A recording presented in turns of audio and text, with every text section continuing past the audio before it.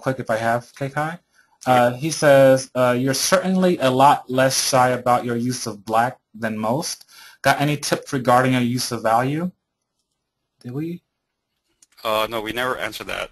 Okay, so We never perfect. answered that. Sorry, Benjamin, I think I skipped you by mistake, but that was your question. So again, Um, I'll answer it one more time. It says, you're certainly a lot less shy about your use of black than most. Got any tips regarding your use of value? um, most of that probably is I always I kind of like tell my friends just like I'm only like known. A lot of people like my work, but I'm glad they do, right? But most of it, I'm like, dude, I'm mostly known for like all my flaws. I mean, like the whole like value, the whole black stuff is just me being like, dude, I don't understand this, but too much. But I'm gonna make it look as good as what I feel looks good. So if I'm gonna put black, it kind of just all streams from this like fact of the matter is I need to get my idea to you. So man, if I'm gonna throw in like a shape in the foreground, boom, it's black, or like boom, there's gonna be fire inside of it.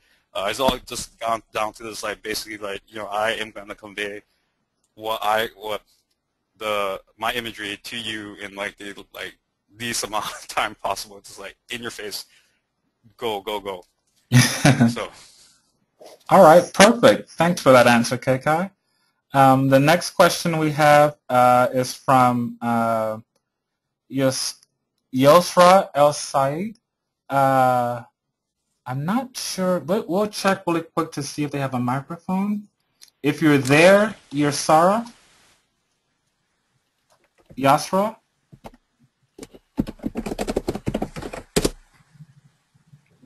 Okay, can you ask your question? Hello? Yes, you're on. Oh, okay, good. Uh, sorry. No Well, problem. I was wondering if a company would like a person with a rather unique style, or do they prefer people who have a more flexible style? You're saying so would a company rather have a person with a unique style or a more flexible style? Yes. Yes. Yeah, I Um, mean flexible, like realistic or something like that. Realistic? Yeah, because I've heard many people within the game uh, branch say that they want like realistic styles and such Ah. stuff. But maybe it's just here in Sweden. I don't know how it works in the rest of the world. Um, I mean, it usually goes down to like, depends on, another thing about, finding a job, right, is like doing research about what's the company looking for. I mean, if you're going to be drawing in a cartoony style, a more comic bookish, maybe manga type of cutie style, I'm not Yeah. saying that you do it like that, but just saying, using this extreme right here. If you draw in like cartoon style and you're trying to get a job at Epic Games, makers of Gears of War, you might run into some issues. But if you took that stuff and you went up to I forget which game company, one Snowblind, maybe back in the day when they're making Ratchet and Clank. But Ratchet Clank, or like fit in your Yeah. what you'd like to do, and try finding a company that that's what they do. I mean, it's always like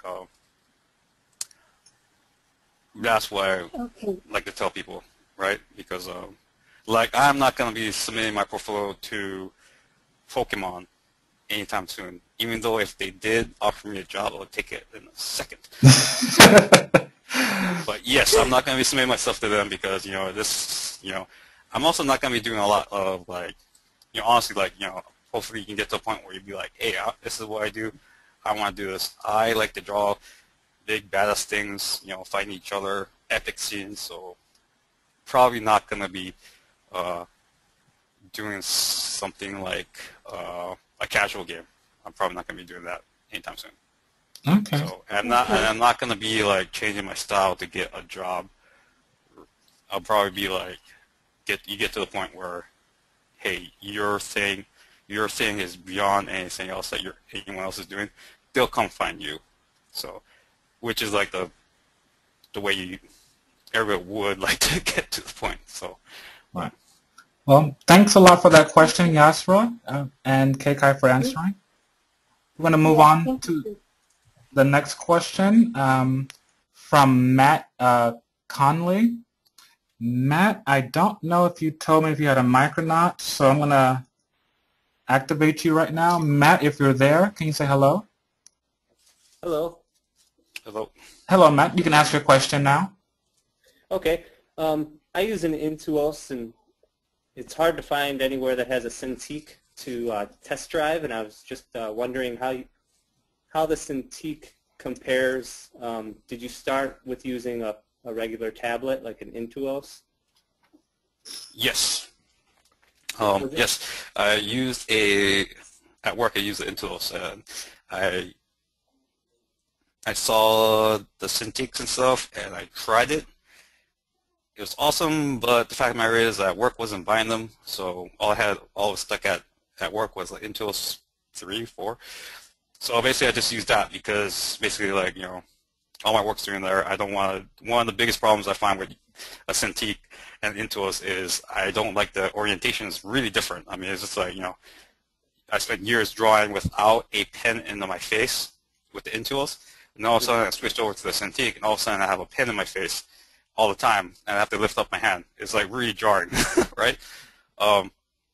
So now I use a Cintiq just because I just bought one for home, and then work got some for us for our jobs like recently. So basically, yeah, it was a very it was a change. I'm not too sure I quite like it, but I gotten used to with it. A friend of mine once described it as, the Cintiq's really good for drawing. The Intuos is more good for like, actual kind of like painting. So I mean, it's just like there's a weird. This is something I noticed is there's just a weird shift of when you draw out the Intuos, or when you paint the Intuos, all your strokes you can see it immediately, your changes. When I draw with the Cintiq, I kind of have to like move my hand around just because like there's a pin in my face. It was really weird. Anyway, but yeah, I use a Cintiq now. So just because like, if I was I'm not gonna be half and half. If it's gonna be one, I want to work on it because I want to be comfortable in my workstation. So. Well, that makes sense. Yeah, just to use the same and whatever you get most comfortable with. Yeah. Well, Okay. Thank you for that question, Matt. We have to go to the next one, and if we have time, we'll come back to you. The next question we have is from Art S. He doesn't have a mic, but he would like to ask, where do you get info or details about drawing / paint armors and weapons? How to make them so unique and so different, and any source you can recommend if we want to draw a nice weapon / armor. Well, there's always history books. I mean, just